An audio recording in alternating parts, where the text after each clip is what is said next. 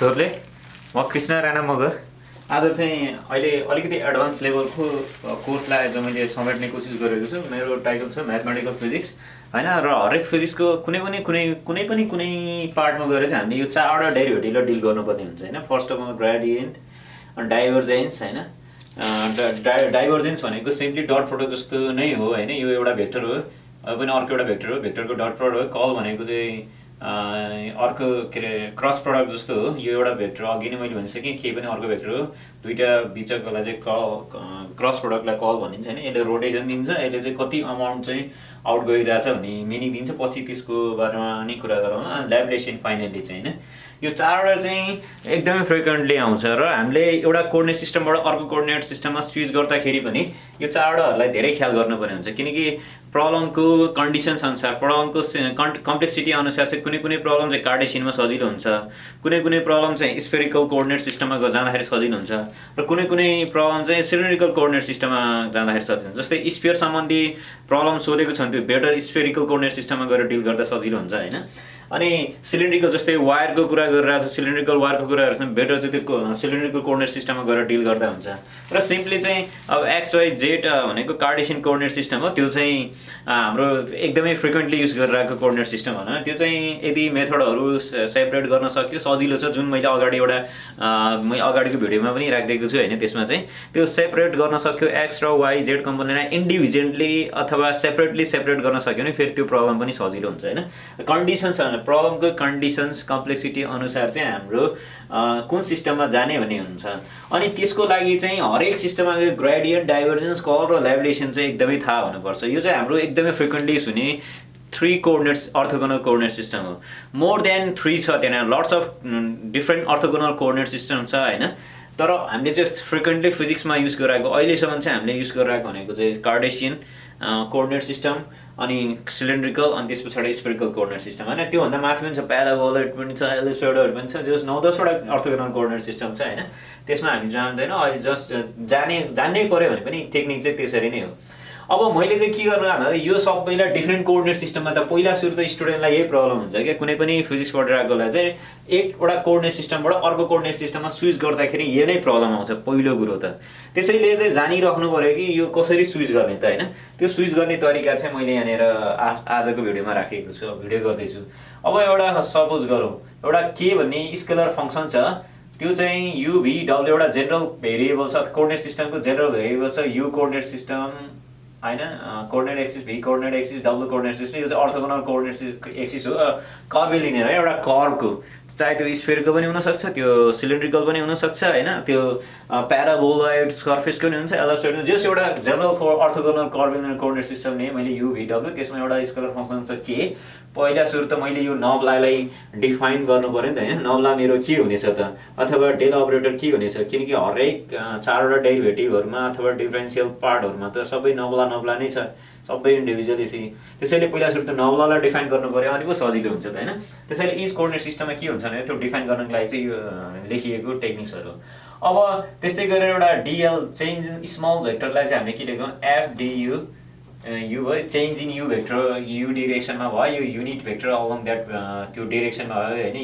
You एक्सिसमा, V एक्सिसमा unit vector V cap भयो, डीबी भयो, अनि डीडब्ल्यू एक्सिसमा चाहिँ डीडब्ल्यू चेन्ज भयो, डब्ल्यू क्याप युनिट भेक्टर भयो, त्यो डिरेक्सनको एक्सिस भयो हैन। अब यसलाई नै हामीले कार्टेसियनमा लेख्यो भने चाहिँ यस्तो लेख्ने गरेका थियौँ, डीएल भेक्टर भनेको चाहिँ DXI plus DYJ plus DZ के भेक्टर हुन्छ। यो आईजे के भनेको unit vector along X axis, Y axis, Z axis हो। अनि यो डीएल भेक्टर भनेको चाहिँ DX change in DX, change in DY र चेन्ज इन जेड एक्सिसमा भएको डीजेड भयो हैन। त्यसै लेख्नु एफजीएच भनेको चाहिँ स्केल फ्याक्टर्स, किनकि अहिले हामीले डिल गर्न लाग्यो भनेको त जेनरल कोअर्डिनेट सिस्टम हो, जेनरल कोअर्डिनेट कर्भलिनियर कोअर्डिनेट सिस्टम हो।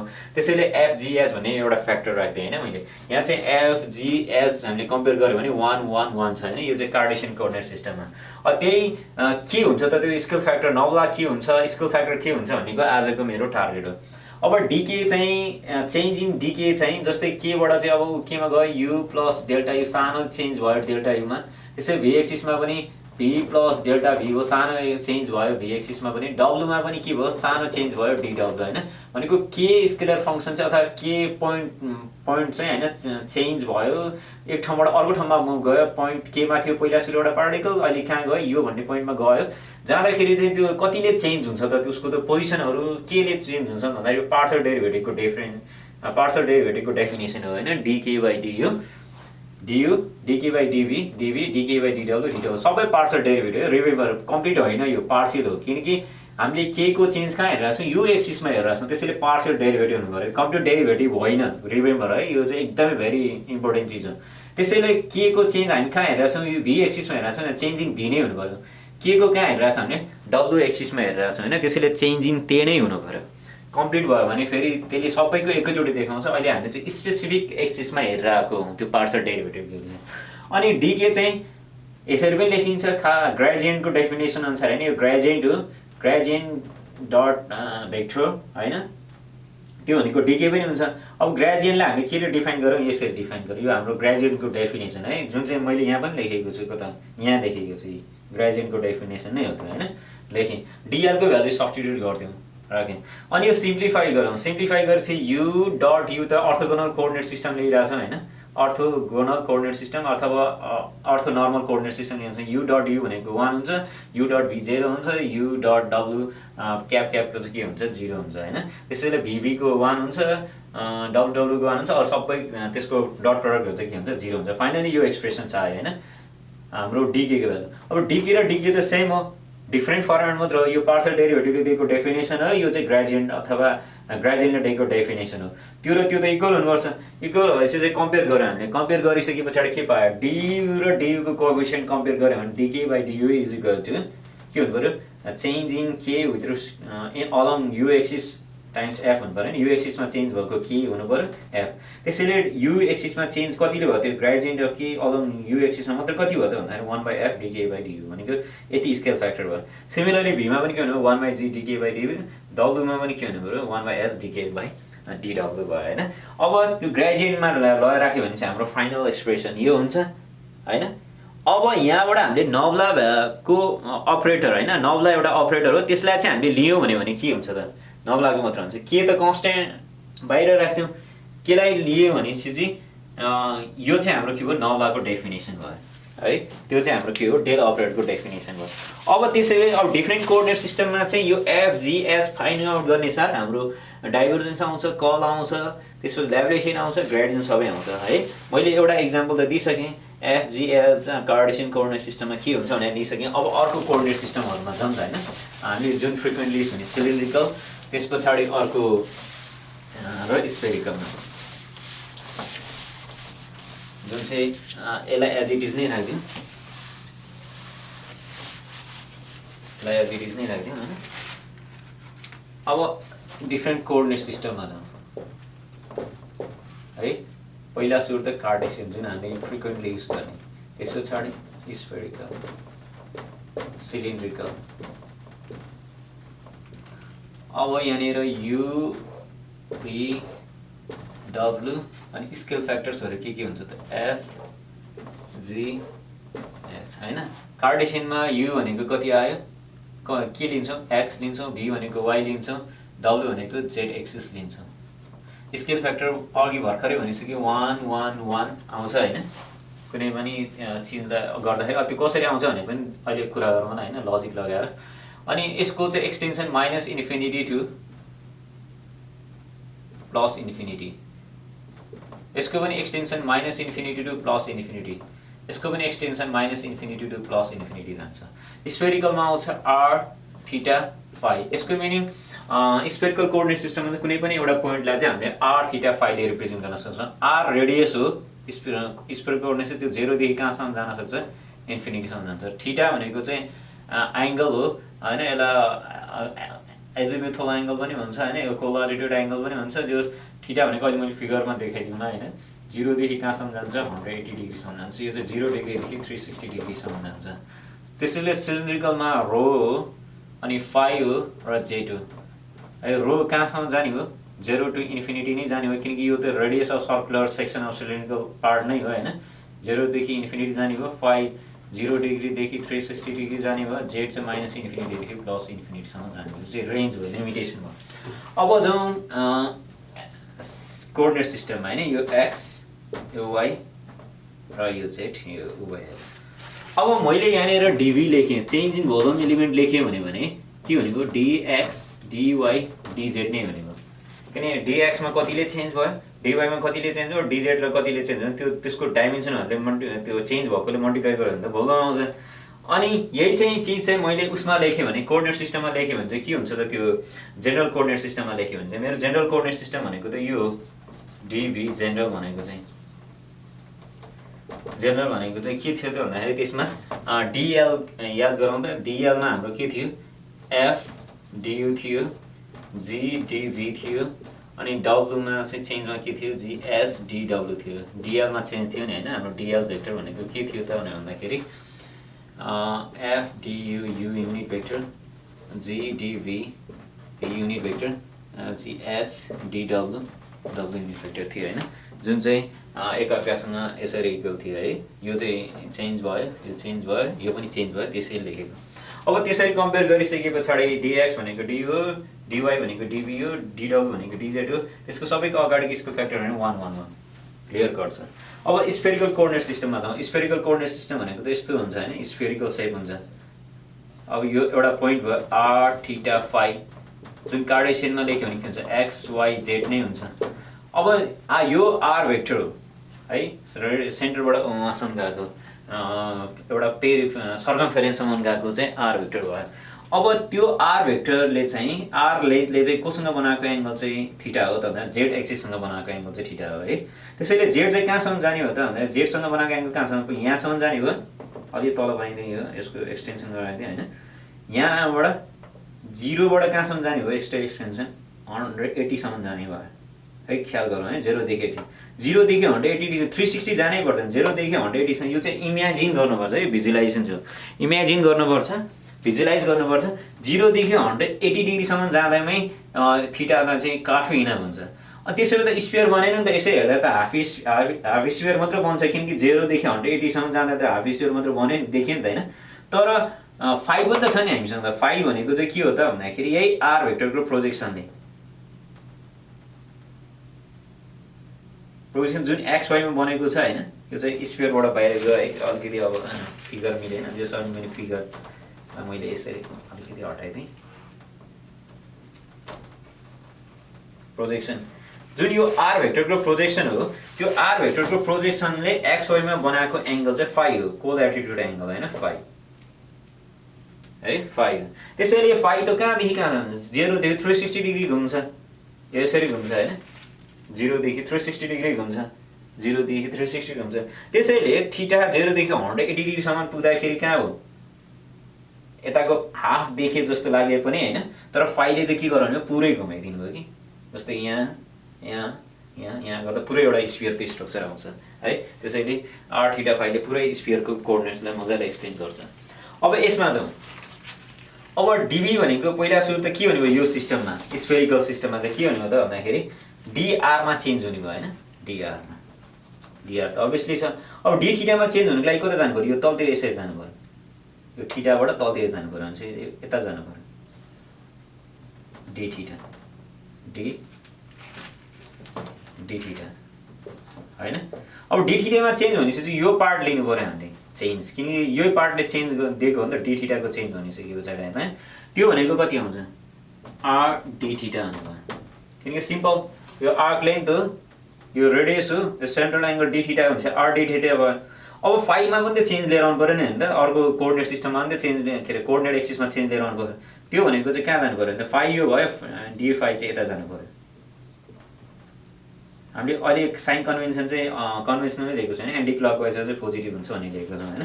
त्यसैले यो फाइभमा चेन्ज भयो, यसरी चाहिँ फाइभमा चेन्ज भयो। अब फाइभमा चेन्ज हुनको लागि त डी फाइभ, अब डी फाइभको ल्याउँ। अब यो आर हो भने आरले एङ्गल बनाएको साइड चाहिँ कोसाइन हुन्छ, त्यसैले यो आर कस थीटा भयो।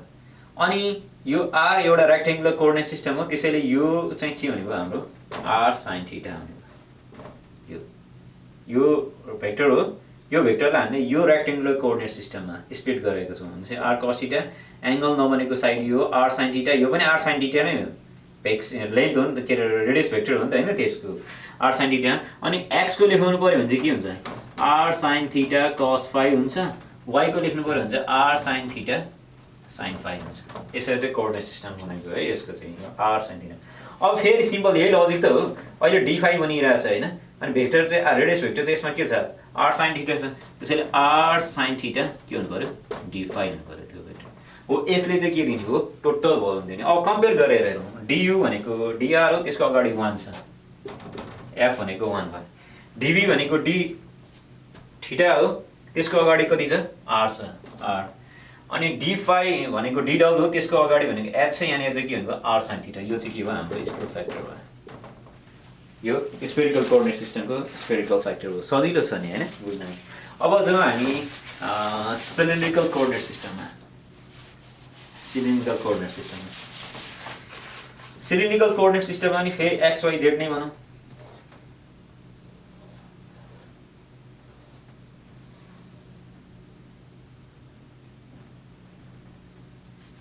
सजिलो एक्सिस नै त्यो फिट गराइदिनु है, किन बटममै त्यसको ओरिजिन हो भनेर बनाइदिनु, सजिलो हुन्छ।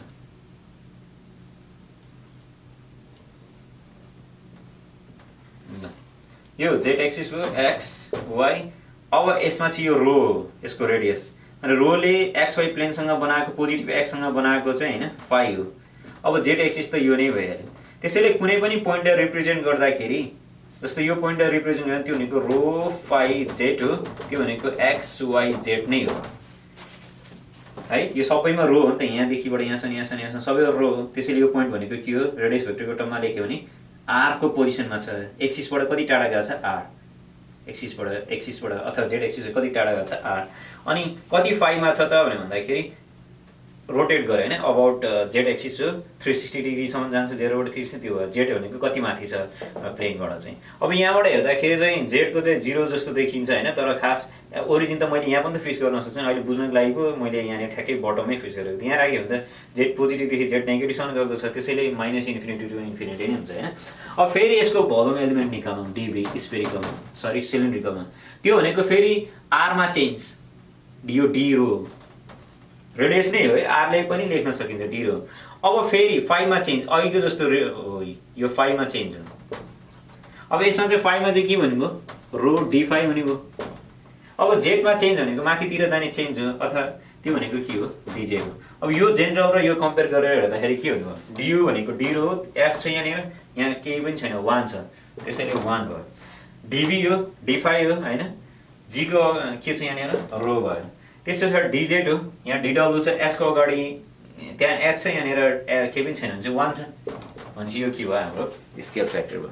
त्यसैले हामीले इजिली निकाल्न सक्यौँ हैन, डिफ्रेन्ट कोअर्डिनेट सिस्टम हामीले के गर्न सक्यौँ, इजिली निकाल्न सक्यौँ। अब हाम्रो चाहे अनुसार हामीले डिफ्रेन्ट निकाल्न सक्छौँ है।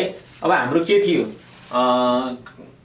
डेल अपरेटर चाहिँ के थियो त भनेर भन्दाखेरि 1/f dk/du थियो यो vector, plus 1/g dk/d sorry के भनेको त हामीले यहाँ डिफाइन गरेकै छैन नि हैन, त्यसलाई लेख्नु के छैन भनेपछि d/du d/dv v vector plus 1/h d/dw w। Similarly जे चाहे त्यही निकाल्न सक्छौँ। जस्तै स्फेरिकलमा चाह्यो भने के हुने भयो, स्फेरिकल कोअर्डिनेटमा चाह्यो भने ग्रेडियन्ट अफ कुनै पनि एउटा स्केलर फंक्सन लियौँ हैन, यो भेक्टर नै हो, त्यो भनेको 1/f भनेको कति हुने रहेछ, r, d/यो u भनेको यतिखेर कति हुन्छ, dr, के छ के राख्नु, यो r भेक्टरको युनिट, किन युनिट भेक्टर त्यो बेलामा r भयो हैन।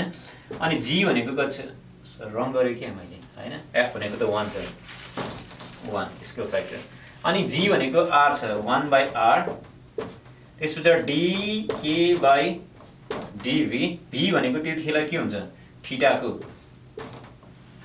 हैन, यति भयो।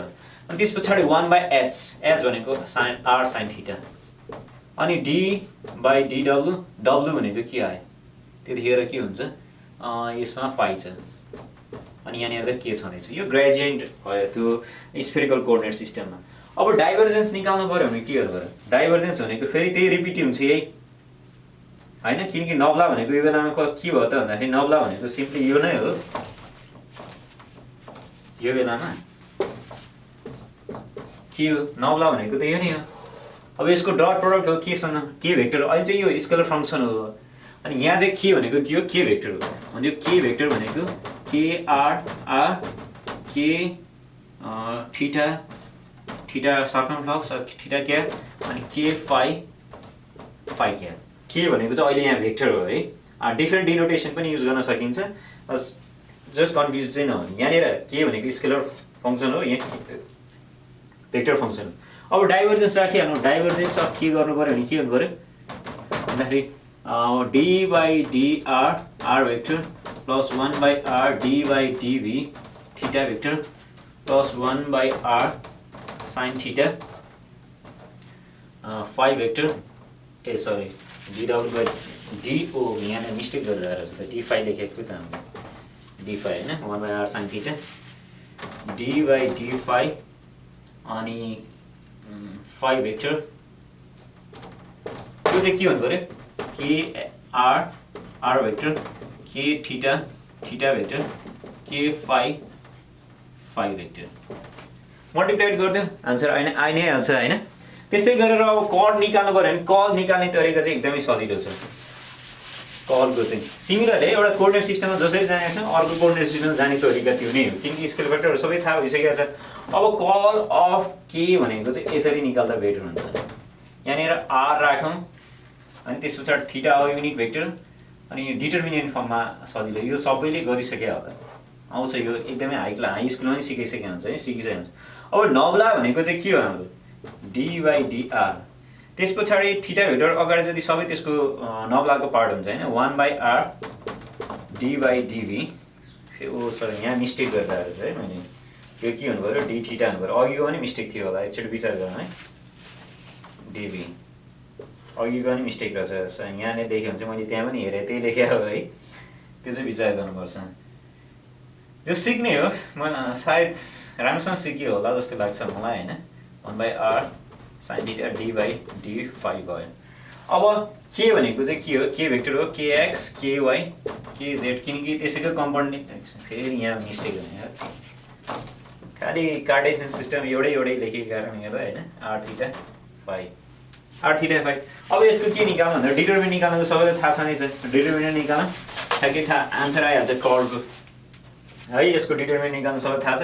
त्यस्तै गरेर ल्याप्लासियन गर्नु भने के हो यो आइसक्यो ग्रेडियन्ट आइसक्यो नब्ला थाहा चाहिँ छ त्यसको डाइभर्जेन्स हो ल्याप्लासियन पनि आउँछ हो। यसरी चाहिँ हामीले के गर्न सक्छौँ भन्दाखेरि नब्ला मात्र थाहा पाइदिइसक्यो भने डेल अपरेटर डिफ्रेन्ट कोअर्डिनेट सिस्टममा थाहा पाइदियो भने हामीले त्यसको डाइभर्जेन्स निकाल्न पनि आउँछ कड निकाल्न पनि आउँछ त्यसको ल्याप्लासियन निकाल्न पनि आउँछ।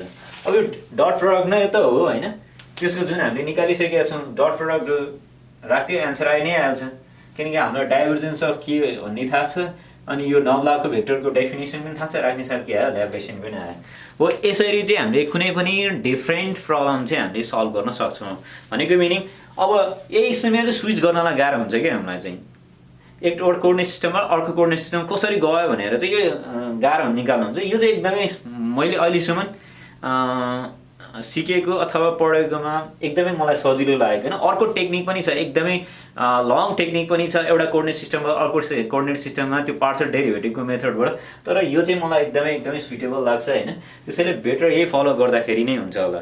अनि एउटा कोअर्डिनेट सिस्टमबाट अर्को कोअर्डिनेट सिस्टममा स्विच गर्न जानिसकेको छ प्रब्लम सल्भ गर्ने तरिका भनेको त त्यही नै हो डिफरेन्सियल इक्वेसनहरूलाई सल्भ गर्ने नै हो होइन। त्यसैले I think I am done right now. Thank you very much for watching my video. I'll be uploading my new videos in coming days. Thank you. Keep on watching my video. Thank you. Totally.